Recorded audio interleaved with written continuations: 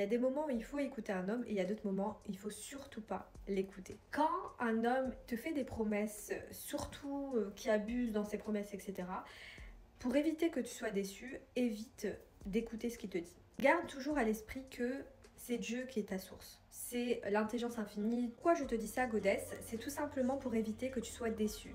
C'est pour éviter que tu sois dans cette vibration où tu attends. Puisque on le sait avec la manifestation consciente, plus tu attends et plus tu vas recevoir de l'attente. Le seul moment où tu dois écouter un homme, c'est lorsqu'il fait les actions qui sont en adéquation avec ce qu'il dit en fait. D'accord? Pourquoi, Goddess? Parce que tout simplement, toi, t'es une femme concrète. T'es une femme qui est dans le réel. T'es une femme en fait qui n'est pas là perchée dans les nuages. Non, toi, t'es dans le concret. Tu n'es pas une petite fille avec qui on joue. Tu n'es pas une petite fille à qui on promet des choses et au final, il n'y a rien. Donc au bout d'un moment, quand un homme il te dit ok, moi je vais faire ci, je vais faire ça, etc., tu lui dis ah, c'est super, cool. Mais dans ta tête, garde toujours à l'esprit que c'est Dieu ton provider, que c'est l'intelligence infinie, que c'est ta partie divine, ok?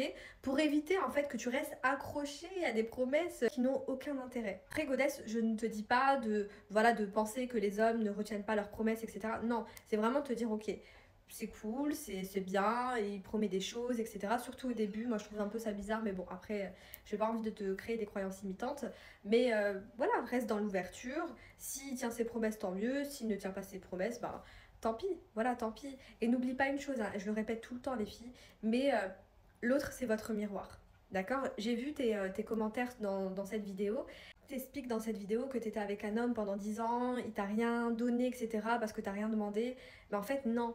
Je le dis dans la vidéo, si tu n'es pas programmé pour qu'on prenne soin de toi, choupette, on va pas prendre soin de toi. D'accord? Donc la première chose à faire, c'est d'aller voir ton système de croyance pour voir qu'est-ce qui se passe. Voilà.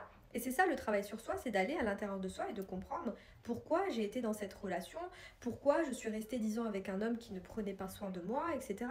Et c'est comme ça que tu vas avancer, c'est en te posant les bonnes questions.